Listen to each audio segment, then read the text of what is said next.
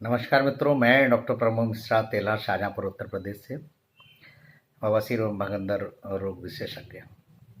हमारा piles fistula specialist doctor Pramod Mishra करके YouTube channel है और आज एक बहुत महत्वपूर्ण वीडियो लेकर के आया हूँ। कई बार पेशेंट्स ये पूछते हैं कि डॉक्टर साहब, पाइल्स और फिस्टुला मुझे हो गया है, क्या खाएं क्या ना खाएं। ये बहुत अहम प्रश्न होता है क्योंकि मुख्य कारण ही कब्ज होता है बवासीर और भगंदर का। तो मित्रों बता दूं, सबसे पहले हमको या व्यक्ति को एसिडिटी होती है, गैस बनती है और एसिडिटी और गैस की वजह से ही व्यक्ति को कब्ज की शिकायत होती है।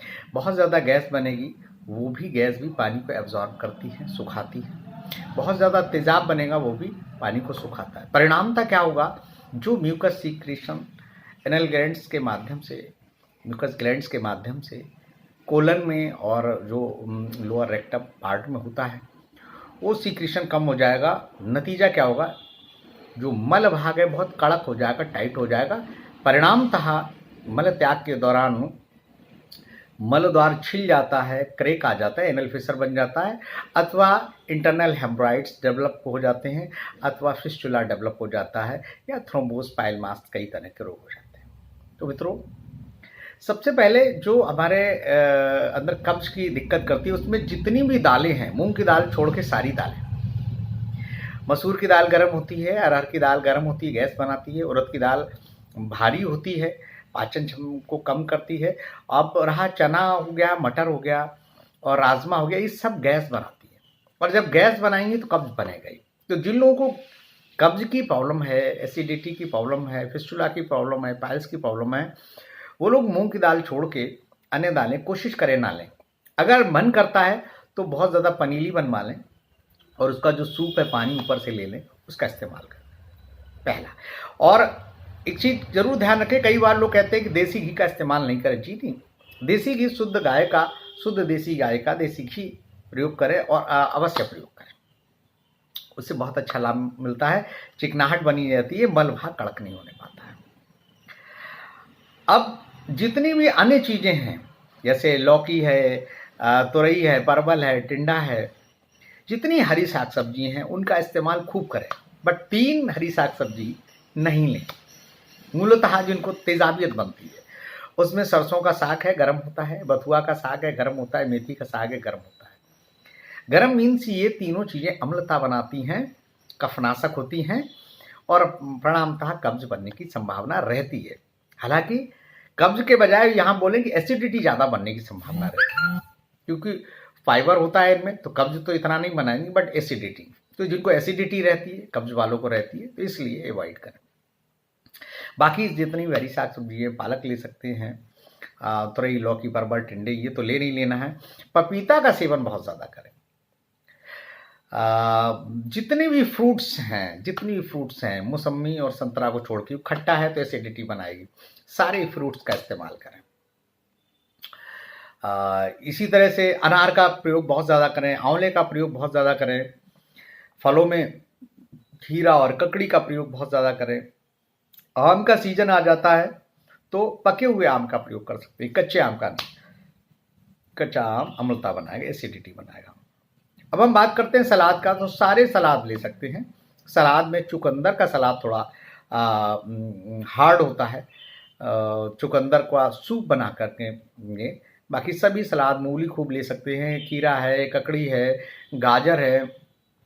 टमाटर का प्रयोग बहुत ज़्यादा नहीं करें। खट्टी चीज़ों को हम अवॉइड इसलिए करते हैं, खट्टी चीज़ें जितनी भी हो वो अम्लीय होती हैं और वो 2 चीज़ें बनाती हैं, एसिड भी बनाती हैं, अम्ल भी बनाती हैं और कफ को भी बनाती हैं, सूजन को भी लाएंगी। तो खट्टी चीज़ें दही, खटाई, नींबू, टमाटर, मौसमी, संतरा, ये खट्टी चीज़ें ये क्या करती हैं, ये एसिडिटी भी बनाएंगी और आपके गले को भारी भी करेंगी और सूजन भी लाएंगी। दही, खटाई, नींबू, टमाटर और मौसमी संतरा, इनको अवॉइड करें, ठीक है। लेना भी है बहुत सूक्ष्म मात्रा में, तो दोपहर में। एक चीज़ और बता दें कि किस समय खाना है, तो जितनी भी ठंडी चीज़ें हैं वो ग्रीष्म ऋतु में, अब जो आ रहा है बसंत ऋतु, देन ग्रीष्म ऋतु, तो दोपहर के टाइम में लें और कई बार ये आती है कि पूड़ी पराठे खाएं या नहीं खाएं, देसी घी के बना के खा सकते हैं, कोई दिक्कत नहीं। ठीक है, सरसों का तेल का इस्तेमाल कम करें। ड्राई फ्रूट्स की बात होती है, ड्राई फ्रूट्स में तो सबसे ज़्यादा मुनक्का का प्रयोग करें, खूब खाएं, मुनक्का खूब खाएं, ज़बरदस्त तरीके। खजूर खूब लें, अंजीर ले सकते हैं। मुनक्का तो 10-10, 20-20 ले सकते हैं जिनको कब्ज की प्रॉब्लम रहती है, दूध में भिगो करके। खजूर 2 ले लिए, अंजीर 1 से 2 ले सकते हैं रात में सोते समय, भिगो के लिए। जितने ड्राई फ्रूट्स लेने हैं, ड्राई फ्रूट्स खाएं नहीं खाएं उसके लिए क्या करें, ड्राई फ्रूट्स की खीर बनवा लें। ये सबसे ज़्यादा मुनक्का उसमें डलवाएं, फिर खजूर डलवा लिया और बाकी 1-1, 2-2 काजू बादाम अगर आप चाहें तो डाल। कारण क्या है? कारण ये है कि दूध होगा, दूध में चिकनाई होगी और दूध जो स्वयं में शीत होता है, तो जो अगर ड्राइनेस है जिसकी वजह से खुश्की होगी वो नहीं होने पाएगी। आप ले सकते हैं, बट मुनक्का का प्रयोग बहुत ज़्यादा करें, इसका विशेष ध्यान रखें। इसके अलावा रोटी खूब खाएं, चावल दोपहर में ले सकते हैं, कोई दिक्कत नहीं। मूंग की दाल भदरी है, साबूदाना है, दलिया है, पपीता है। पपीता का सेवन तो सभी जानते हैं बहुत ज़्यादा करना ही करना चाहिए। पपीता के सेवन से बहुत अच्छा आराम मिलता है। फिर बता दूं नहीं क्या खाना है, दही, खटाई, नींबू, टमाटर, मिर्च मसाला, चिकनाई, तली भुनी चीज़ें, चाट, पकौड़े, समोसे, पिज्ज़ा, बर्गर, खास तौर से मोमोज तो बिल्कुल भी नहीं खाएं, क्योंकि सब मिर्च मसाले वाली चीज़ें तो होती हैं, बाहर की चीज़ें होती हैं और गंदी चीज़ें होती हैं, तो इनको अवॉइड करें। और जब आपको कब्ज नहीं होगा, एसिडिटी नहीं होगी, तो निश्चित रूप से जो बवासीर की शुरुआत है वो अपने आप ठीक हो जाएगी। बवासीर की वजह से जो दिक्कतें आती हैं, कब्ज बनता है, वो अपने आप ठीक हो जाएगी। बस इसी का ध्यान रखें। और this was all about the what we have to take during piles and fistula suffering. जब बवासीर भगंदर से पीड़ित होते हैं तो आपको क्या खाना चाहिए, क्या नहीं खाना चाहिए, इन चीज़ों का ध्यान रखें।